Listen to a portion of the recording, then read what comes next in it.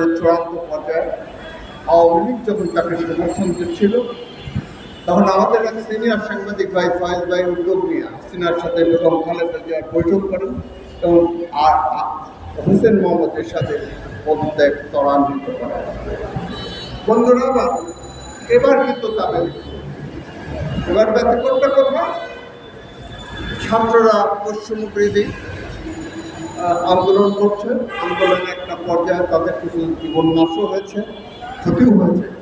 এমন একটি অবস্থায় এই দেশের স্বাধীনতার ঘোষক প্রথম অস্থায়ী প্রেসিডেন্ট এবং পরবর্তীতে শহীদ রাষ্ট্রপতি জিয়াউর রহমান এবং বেগম খালেদা জিয়ার জ্যেষ্ঠ পুত্র জনাব তারেক রহমান ওই লন্ডন থেকে বসে তার দলের নেতাকর্মীদের অনুরোধ করেন যে আপনারা রাজপথে নেমে আসেন।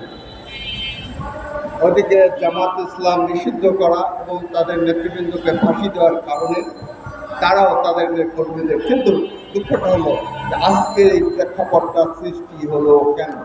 সৃষ্টি হওয়ার কারণটি হলো রাজনৈতিক নেতারা সমস্ত ফ্যাসিলিটি পিছন থেকে দিল। সামনে যদি তারা থাকতো তাহলে এই তরুণ সমাজকে নিয়ে একটা বিদেশি আধিপত্যবাদ গোষ্ঠী, সাম্প্রদায়িক গোষ্ঠী তাদেরকে ব্যবহার করার সুযোগ পেত।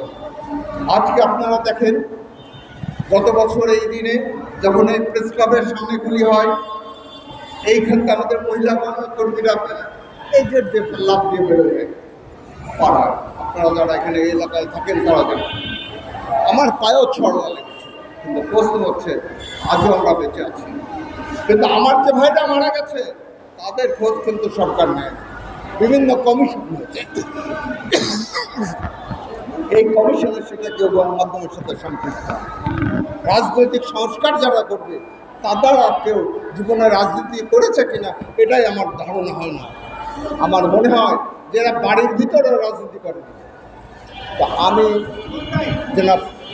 আমি জনাব ডক্টর ইউনূস সাহেবকে অনুরোধ করব যে আপনার জীবনের বহু কৃতিত্ব আছে, আজকে আপনার সঙ্গে পেয়েছেন একজন দেশপ্রেমিক সেনাপ্রধান এবং সেনা সদস্যদের, তাদের সমন্বিত নিয়ে আপনি তড়িৎ সংস্কার করেন। সেই সংস্কারের সঙ্গে রাজনৈতিক সংস্কার, রাজনৈতিক নেতৃবৃন্দের সাথে বসে সমাধান করেন, সাংবাদিকদের সমস্যা সাংবাদিকদের সাথে বসে সমাধান করেন, পেশাজীবী সহ যে সংগঠন আছে যারা গত 15 বছর তাদের অধিকারের কথা বলেছে তাদের সাথে বসে একটি নতুন গাইডলাইন তৈরি করেন, যে গাইডলাইন এই জাতিকে অন্ধকার থেকে রক্ষা করে।